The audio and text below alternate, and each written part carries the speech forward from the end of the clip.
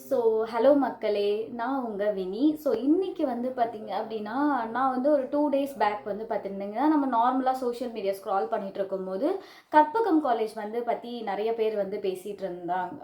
நிறைய பேர் வந்து காமெண்ட்ஸில் சொல்லியிருந்தாங்க, நிறைய வீடியோஸில் பார்த்தேன். ஸோ அதில் வந்து என்ன, ஒரு சில பேர் வந்து கற்பகம் காலேஜ்னு சொல்கிறாங்க. ஸோ என்ன நடந்துச்சு அப்படின்றதுக்காக நான் அதை பற்றி தெரிஞ்சுக்கணும் அப்படின்றதுக்காக ப்ரௌஸ் பண்ணி பார்த்தேன். பட் பெருசாக அதை பற்றின இன்ஃபர்மேஷன் கிடைக்கல. 1-2 நியூஸ் சேனல்ஸில் வந்து இதை பற்றி பேசியிருந்தாங்க.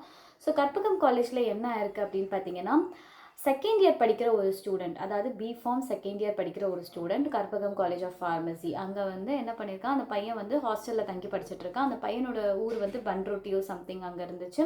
அண்ட் அந்த பையன் வந்து பார்த்தீங்கன்னா ஹாஸ்டல்லேருந்து தங்கி படிச்சுட்டு இருக்கும்போது வெளியில் போகிறதுக்காக அவுட் பாஸ் வந்து வாங்கி வச்சுருக்கான். ஸோ அவன் வாங்கின அந்த அவுட் பாஸில் என்ன பண்ணியிருக்கான் அப்படின்னா, ஃபஸ்ட் இயர் ஸ்டூடெண்ட்ஸ் 2 பேரையுமே வந்து இன்வால்வ் பண்ணி கூட்டிகிட்டு போயிருக்கான். ஸோ அவங்களோட நேமுமே அதில் ஆட் பண்ணி கூட்டிகிட்டு போயிருக்கான். ஸோ இதை தெரிஞ்சுக்கிட்ட அந்த ஹாஸ்டல் வார்டன் என்ன பண்ணியிருக்காங்க அப்படின்னா, இவங்க இந்த மாதிரி பெர்மிஷன் இல்லாமல் இன்னும் 2 பேர் எக்ஸ்ட்ராவாக கூப்பிட்டு போயிருக்காங்கன்னு சொல்லிட்டு காலேஜ் மேனேஜ்மெண்ட் கிட்ட சொல்கிறாங்க. ஸோ முதல் விஷயம் இங்கே நோட் பண்ண வேண்டியது என்னன்னா, ஹாஸ்டலில் படித்தவங்க நிறைய பேருக்கு தெரியும். ஸோ அவுட் பாஸ் வாங்குறது வந்து பெர்மிஷனோட, நான் இந்த மாதிரி வெளில போகிறேன் அப்படின்றதுக்கான ஒரு பெர்மிஷனோட வாங்கிட்டு போவாங்க. ஸோ இன்கேஸ் இந்த பசங்க 2 பேருக்குமே பெர்மிஷன் இல்லாமல் இவன் வந்து கூட்டிகிட்டு போனதுனால, அந்த பசங்களுக்கு கூட போன 2 பசங்களுக்கு ஏதாவது ஒன்று ஆச்சு அப்படின்னா கண்டிப்பாக அந்த நேம் வந்து பிளேமிங் வந்து காலேஜ்க்கு மேலே தான் வரும். ஸோ அதனால் அவனை வந்து நார்மலாக பனிஷ் பண்ணியிருக்கலாம். லைக் கூப்பிட்டுட்டு வந்து ஒரு 15 டேஸ் வந்து நீ காலேஜ்க்கு வரக்கூடாதுன்னு சஸ்பெண்ட் பண்ணியிருக்கலாம். இல்லை வந்து உனக்கு வந்து காலேஜில் நாங்கள் அனுமதிக்க மாட்டோம், நீ பேசாமல் வந்து வீட்டில் இருந்தே வந்து காலேஜுக்கு வா, நாங்கள் வந்து உன்னை இங்கே ஹாஸ்டலில் சேர்த்துக்க மாட்டோம் நீ இந்த மாதிரி பண்ணதுனால அப்படின்னு வேறு மாதிரி அவங்க இது பண்ணியிருக்கலாம். இவங்க என்ன பண்ணியிருக்காங்க அப்படின்னா, உங்கள் அம்மா அப்பா வர சொல்லு அப்படின்ற மாதிரி இது பண்ணியிருக்காங்க. அண்ட் செகண்ட் திங் வந்து பார்த்தீங்கன்னா, 10,000 ருபீஸ் ஃபைன் வந்து ஒரு பாண்டில் வந்து பாண்ட் பேப்பரில் எழுதி இது பண்ணியிருக்காங்க. ஸோ அந்த 10,000 ருபீஸுமே அவனை உடனடியாக பே பண்ண சொல்லி ப்ரெஷர் பண்ணியிருக்காங்க மேனேஜ்மெண்ட் சைட்லேருந்து. ஸோ 10,000 ருபீஸ் அப்படின்னு பார்க்கும்போது, இப்போது இந்த வீடியோவை பார்த்துட்ருக்க நம்ம ஒரு வியூவராக பார்க்குறோம் அப்படின்னா, உயிருக்கு பதிலாக ஒரு 10,000 ரூபாய் கொடுத்துருந்தா அந்த பையனை காப்பாற்றிருக்கலாம்னு தோணும். பட் அந்த 10,000 ரூபாய் அந்த பையனுக்கு ஒரு பெரிய அமௌண்ட் தான். பிகாஸ் அவன் 2வது வருஷம் தான் படிச்சுட்ருக்கான். ஸோ செகண்ட் இயர் படிச்சுட்டு இருக்க பையனுக்கு 10,000 வாங்குறது வந்து இட்ஸ் கொஞ்சம் வந்து டிஃபிகல்ட்டான விஷயம் தான்.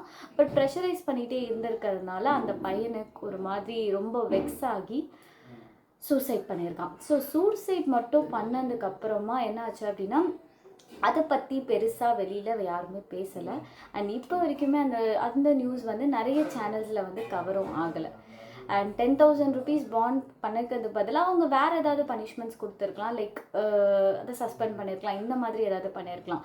அந்த பையனுமே வந்து கூட இருக்க பசங்களும் இல்லை யாராச்சும் ஒருத்தர் 2 பேராவது வந்து அவனை கொஞ்சம் வந்து மோட்டிவேட் பண்ணி, 10,000 தானே, இல்லை பார்த்துக்கலாம், நம்ம அட்ஜஸ்ட் பண்ணிக்கலாம், ஏதாச்சும் இது பண்ணிக்கலாம் அப்படின்னு யாராவது ஒருத்தராச்சும் அவனுக்கு சப்போர்ட்டிவாக பேசி அவனுடைய கஷ்டத்தையும் ஷேர் பண்ணி இது பண்ணியிருந்தான்னா கண்டிப்பாக வந்து இதை கூட இருந்திருக்க பசங்களுக்கும் கண்டிப்பாக தெரிஞ்சிருக்காமல் இருக்காது. ஸோ ஏதாச்சும் பண்ணி கண்டிப்பாக அவங்க கூட்டு போன 2 பசங்களுக்காவது கண்டிப்பாக இந்த விஷயம் தெரிஞ்சிருக்கும்.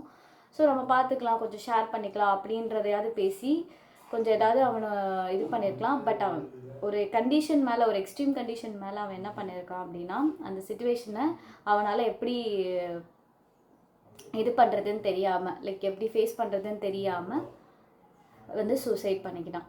So college management or teachers இல்லைனா வந்து ஒரு இந்த மாதிரி ஒரு சோஷியல் சர்வீஸ் இதில் இருக்கிறவங்க எல்லாருக்குமே என்னென்னா, அட்லீஸ்ட் பசங்கக்கிட்ட எப்படி பேசணும், பழகணும், லைக் அவங்களுக்கு என்னென்ன ப்ராப்ளம்ஸ் வருது அப்படின்றதையாவது நம்ம தெரிஞ்சுக்கணும். இப்போ வர ஜென்ரேஷன்ஸில் வந்து பார்த்திங்கன்னா எதுக்கு எடுத்தாலும் சூசைட் அப்படின்னு சொல்கிறாங்க. ஸோ சூசைட் வந்து கண்டிப்பாக எல்லாருமே வந்து அவாய்ட் பண்ணணும். அண்ட் உங்கள் கூட இருக்க ஃப்ரெண்ட்ஸ்கிட்டையோ இல்லை உங்கள் ஃபேமிலிக்கிட்டேயுமே கொஞ்சம் ஓப்பனாக பேசுங்க.